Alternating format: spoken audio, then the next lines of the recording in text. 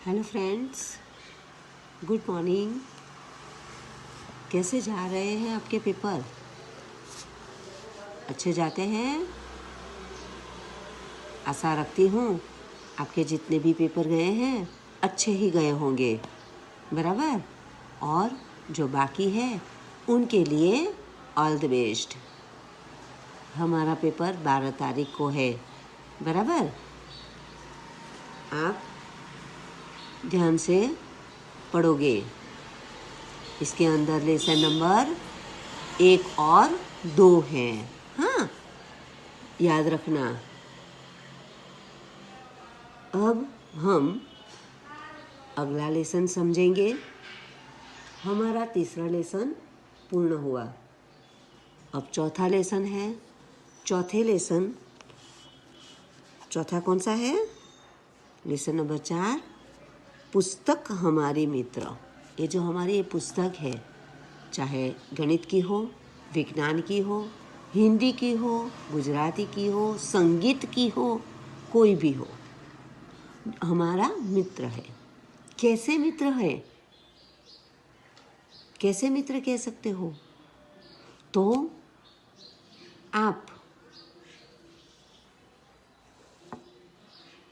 हमारे आगे की कहानी कुछ सुनना चाहते हो, किसी को याद करना चाहते हो, तो आप पुस्तक में से ही पढ़कर उन्हें याद कर लेते हो, जानकारी प्राप्त करते हो, है ना। बहुत सारे वीरों की कहानी सुननी हो, कोई काव्य, कोई गीत, किसी की भी जानकारी जो आपको चाहिए तो वो पुस्तक में से मिलती है।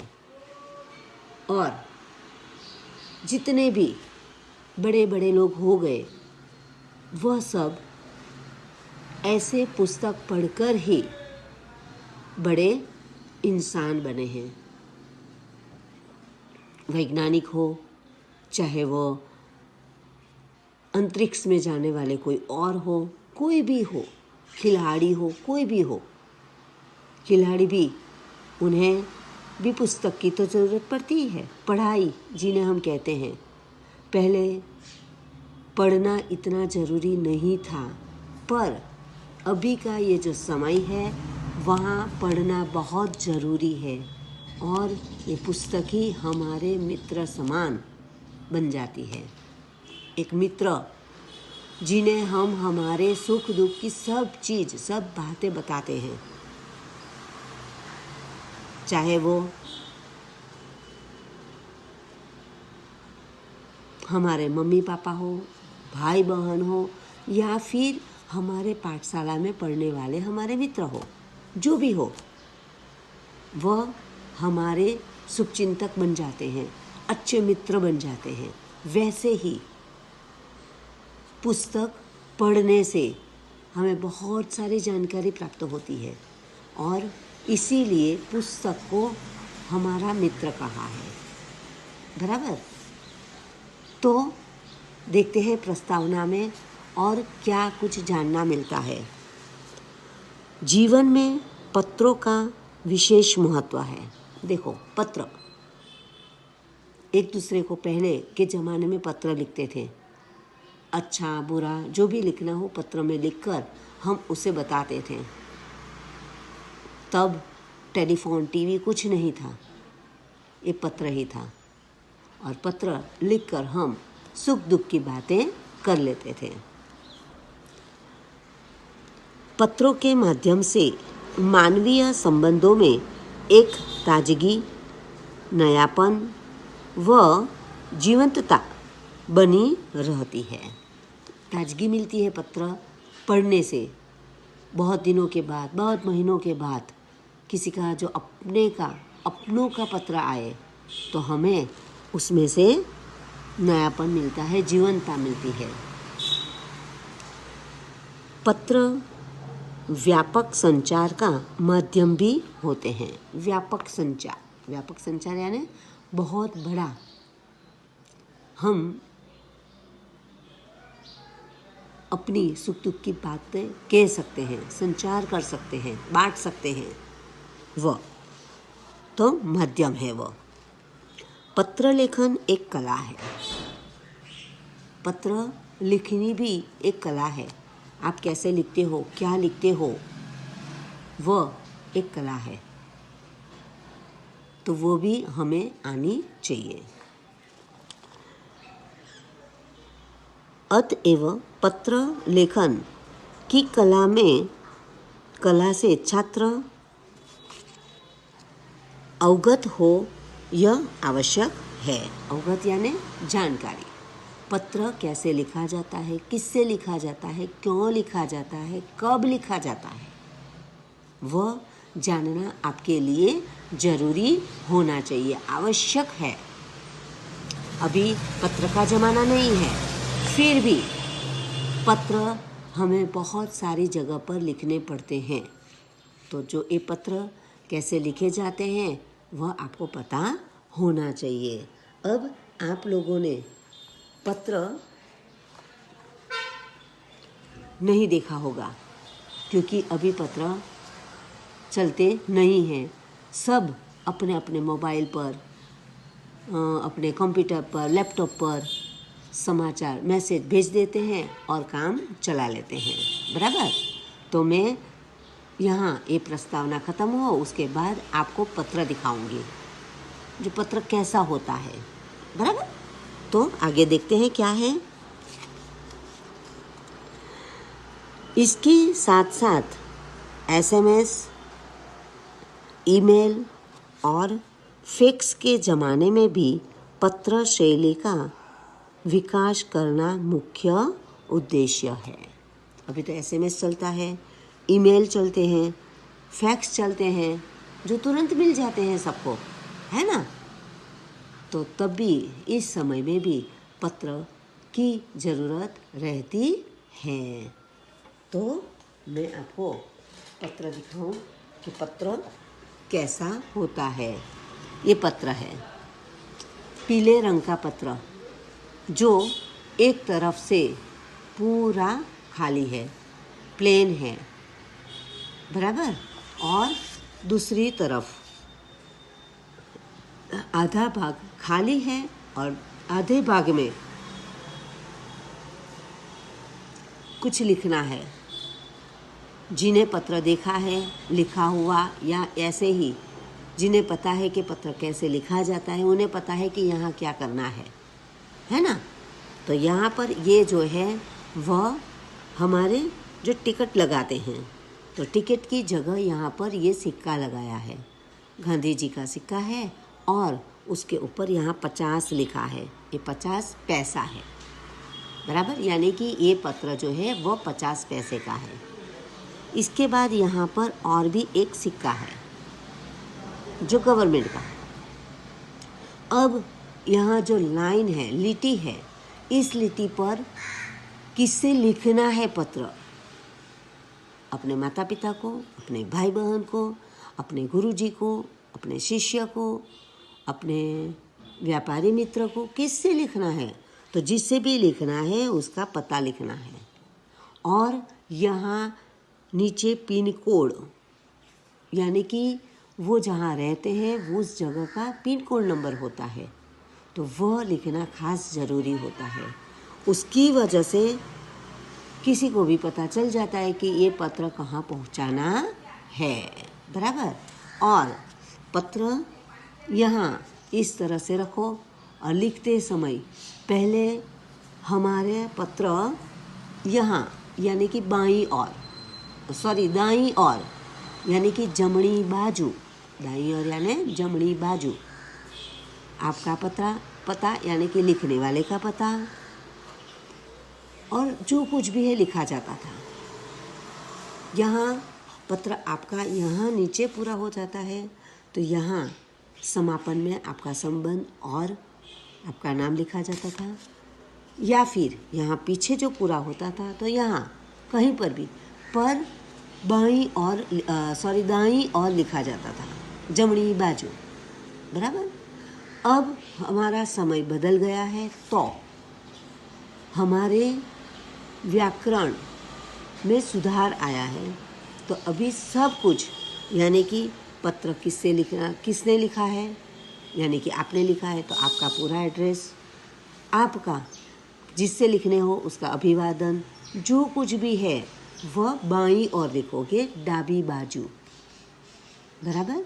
जो आपने गलती से दाईं ओर लिखा और जो वो सही होगा तो भी आपका परीक्षा में गलत कहलाएगा। तो लिखते समय ध्यान में रखोगे कि आपको कहाँ लिखना है। ओके, तो ये हमारा पत्र है। अब यहाँ पत्र के अंदर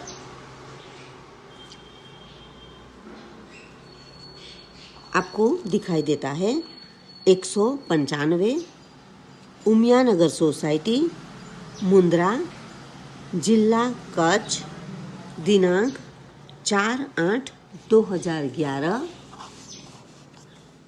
अब ये किसने लिखा है वह उसका पता है, यानी कि जब हम पत्र पढ़ते हैं तो हमें पता चलता है कि यहाँ से हमारा पत्र आया है, बराबर। अब किससे लिखना है, तो प्रिय मनोज, हो सकता है एक आपका मित्र हो, बराबर। तो प्रिय मनोज, नमस्ते, अभिवादन किया। नमस्ते की जगह आप जय स्वामीनारायण, जय श्री कृष्ण लिख सकते हो। तो नमस्ते, अभिवादन किया। जैसे हम सुबह उठते हैं या किसी को मिलते हैं तो क्या कहते हैं, good morning, good afternoon, good evening, या फिर जय श्री कृष्ण, जय स्वामीनारायण, कुछ भी जो हम हमारे बोलने में प्रथा हो वह बोल देते हैं, बराबर। फ़ोन में भी फ़ोन उचकते हैं, फ़ोन रिसीव करते हैं, तभी हम इस तरह से अभिवादन करते हैं और फिर बाद में हमारी जो बातें हैं वो करते हैं। यहाँ पर भी ऐसा ही है। तो नमस्ते, मैं यहाँ सकुशल हूँ। अब आपको पहले तो आपका जो कुशलता है वो बतानी है, उनकी कुशलता है कि नहीं वो जानना है। तो वो लिखो, मैं यहाँ सकुशल हूँ, आशा है वहाँ सभी कुशल से होंगे। पिछले कई दिनों से तुम्हें पत्र लिखने को सोच रहा था, परंतु हमारी पाठशाला में वांचे गुजरात, क्या वांचे गुजरात अभियान अंतर्गत कई प्रवृत्तियां चल रही थीं। इनमें मैं सम्मिलित हो गया था। सम्मिलित यानी उसने भी भाग लिया था। मित्र, तुम भी वांचे गुजरात अभियान में सम्मिलित हुए होंगे, यानी कि ये पूरे गुजरात में था, इसीलिए अपने मित्र को कहते हैं कि तुम भी उसमें सम्मिलित हुए होंगे, यानी कि तुम उसमें आए होंगे, आपने उसमें भाग लिया होगा। अभियान के संदर्भ में राज्य सरकार ने भी एक सूत्र घोषित किया है। राज्य सरकार ने पूरे राज्य में एक सूत्र घोषित किया है। कौन सा सूत्र? तो जो पुस्तक के मित्र वो मेरे भी मित्र, यानी कि जो पुस्तक पढ़ते हैं उसके मित्र बन गए हैं, वह हमारे भी मित्र है, ऐसा सूत्र घोषित किया गया है। अब क्या कहते हैं, मैं आज तुमको पत्र के माध्यम से किताबों का महत्व, देखो क्या, किताबों का महत्व के बारे में लिख रहा हूँ। किताबें हम सभी की मित्र है, वे हमें नया ज्ञान देती है एवं भले बुरे का फर्क बताती है।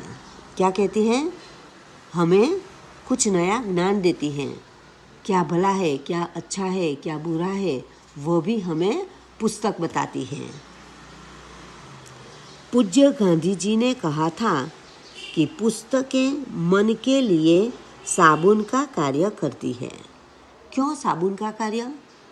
तो साबुन इसलिए कहा कि हम हमारे हाथ जो मैले होते हैं तो साबुन लगाकर उससे धोते हैं, साफ करते हैं, और पानी से फिर उसके देखते हैं तो उस जो हाथ पर मैल लगा हुआ था वो निकल जाता है, यानी कि हमारे हाथ साफ हो जाते हैं। सिर्फ हाथ नहीं, पैर, मुंह, सब कुछ साबुन लगाने से साफ हो जाता है। कपड़े भी मैले होते हैं, साबुन लगाओ तो उसका मैल दूर हो जाता है। पुस्तक वही कार्य करता है। हमारे मन के अंदर जो बुरे विचार हैं वह पुस्तक पढ़ने से निकल जाते हैं और अच्छे विचार हमारे मन में आने लगते हैं। क्या अच्छा है क्या बुरा है हमें उससे पता चलता है, बराबर। तो साबुन का कार्य करती है। मन में जो अज्ञान है, यानी कि जो हमें पता नहीं है, अज्ञान है, जिसकी हमें जानकारी नहीं है, वह अंधकार है, उसे मिटाकर ज्ञान का संचार करती है। वो हमें बता देती है कि क्या है। मुझे प्रश्न के उत्तर नहीं आते हैं तो मैं किसी से कहूँ, इससे ज़्यादा अच्छा वही है कि मैं पुस्तक पढूं तो मुझे पढ़ना भी आएगा और उसके अंदर क्या है वो भी पता चलेगा, है ना। तो इस तरह से पुस्तक हमारी मित्र बनती है। किताबें ज्ञान का स्तोत्र है। पुस्तक ज्ञान देती है, ज्ञान का स्तोत्र है। कैसे कैसे हम ज्ञान लेते हैं, तो शिक्षक हमें ज्ञान देते हैं, माता पिता हमें ज्ञान देते हैं, उसी तरह से एक किताब भी हमें ज्ञान देती है। वो एक स्तोत्र है जिनसे जिज्ञासा की पूर्ति होती है। इतना ही नहीं, ज्ञान और विज्ञान को गतिमान रखती है, यानी कि आगे बढ़ने की शक्ति देती है। वह आगे बढ़ते जाता है। जितना पढ़ोगे उतना कम है। पैसे खर्च करते हैं तो कम हो जाता है ना, पर यहाँ उल्टा है। ज्ञान पढ़ने से, लेने से और बढ़ता है। तो ये किताबें मूल्यवान है, बहुत मूल्यवान है, उसका कोई मूल्य आंक सकता नहीं है। हमें इनको पढ़कर हमारे जीवन को सजाना एवं संवारना चाहिए। उसे पढ़ना चाहिए और हमारे जीवन को हमें खुशबूमय, अच्छा बनाना चाहिए। मित्र, मैं ऐसा कहना चाहता हूँ कि मुझे पैसा नहीं, पुस्तकें चाहिए। यानी कि आप किसी की जन्मदिन पर गए हो और जो वो छोटा बच्चा हो तो उन्हें कहानी की पुस्तक दो, बहुत अच्छा लगेगा, वो पढ़ता रहेगा, उसे वो कहानी पढ़नी मिलेगी। तो आप सब एक ग्रुप बना दो, एक जुट बनाओ, 8-10 बच्चे या फिर ज़्यादा भी बना सकते हो। सब अलग अलग पुस्तक ले लो, एक ने ये ली, एक ने वो ली, एक ने वो ली। इस तरह से आप जो 10 का जुट हो तो 10 पुस्तक हो जाएगी, और जो 10 पुस्तक हो जाएगी सब बारी बारी ये पुस्तक पढ़ो।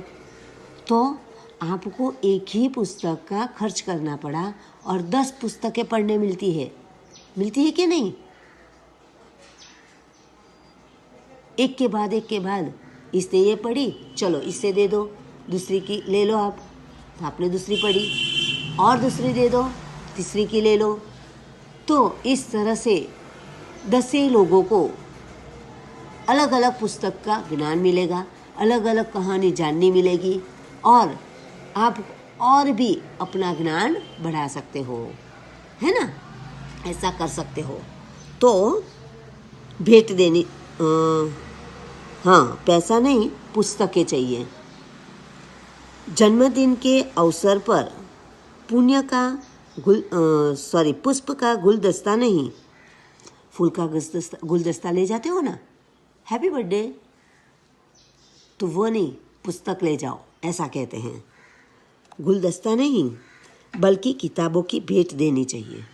किताबों ले जाओ। बहुत सारी ऐसी जगह है जहाँ 5 पुस्तक, 6 पुस्तक, 10 पुस्तक की जूथ आती है, भागी होता है, सेट होता है, तो वह ले लो। तो एक साथ 10 पुस्तकें उन्हें दे सकते हो आप, है ना। उनमें से जो आपकी स्थिति ऐसी नहीं है तो 10 पुस्तक का सेट ले लो और 10 मित्रों को एक एक दे दो, 9 मित्रों को एक एक दे दो, एक आपके पास रखो और बारी बारी ये सब पढ़ो। कितना अच्छा है ना। तो आप ऐसा कर सकते हो और बाह्य ज्ञान ले सकते हो।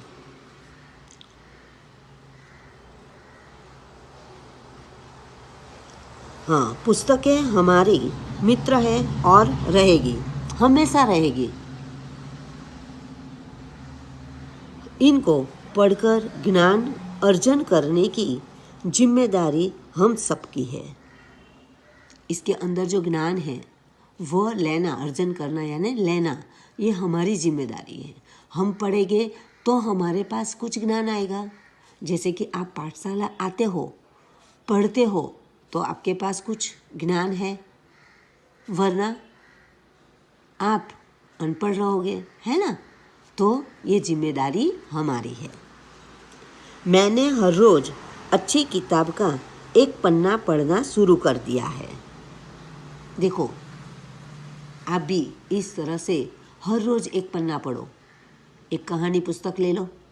आप कहीं पर जाओ, मेले में जाते हो, कोई पुस्तक मेला हो तो उसमें जाते हो, कहीं पर भी जाओ और इस तरह से कहानी की पुस्तक जो दिखाई दे तो आप ले लो और उनका पूरी पुस्तक नहीं, एक एक पन्ना पढ़ो।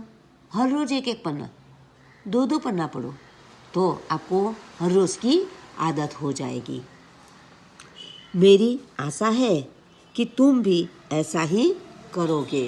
वह अपने मित्र को कहते हैं कि तुम भी ऐसा करोगे और करना चाहिए। आप में से भी किसी को अच्छा लगे तो आप ऐसा कर सकते हो, बराबर। अब आगे तो चलो आज से संकल्प करें कि दोस्तों के जन्मदिन या शुभ अवसरों पर शुभकामना के साथ साथ किताबों की मूल्यवान भेंट देंगे, बराबर।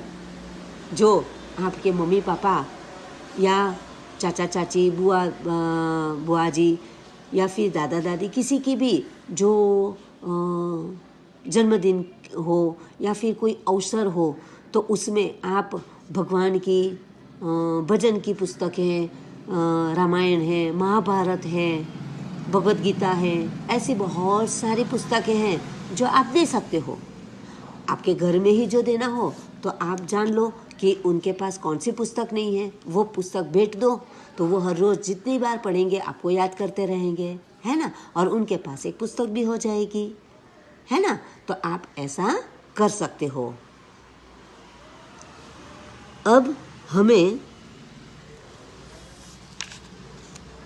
बुके नहीं पर बुक चाहिए। देखो, बुके, बुके यानी गुलदस्ता, गुलदस्ता नहीं पुस्तक चाहिए। बुके यानी गुलदस्ता और बुक यानी पुस्तक। तो गुलदस्ता नहीं, पुस्तक चाहिए। परिवार के सभी बड़ों को मेरा प्रणाम, सबको मेरा प्रणाम कहना। और फिर देखो यहाँ पर भी बाईं ओर है, तुम्हारा दोस्त पूजन। एक मित्र ने लिखा है, पूजन नाम के मित्र ने, बराबर। तो यहाँ हमने ये पाठ समझ लिया है। आप भी आपके मित्र या किसी की भी जन्मदिन हो या कोई शुभ अवसर हो तो वहाँ इस तरह की पुस्तक दे सकते हो। आप कहीं पर भी घूमने जाओ और पुस्तक दिखाई दे तो कहानी की पुस्तक है या ऐसी पुस्तक लो और अपने मित्रों को पढ़ने दो, अपने भाई बहन को दो, तो वह पढ़ सकते हैं और ज्ञान का संचार कर सकते हैं। ओके, तो यहाँ आपको उनके शब्दार्थ लिखने हैं और बाकी कुछ करना नहीं है। बाकी पेपर के लिए फिर से मेरी शुभकामना। All the best. Okay, thank you.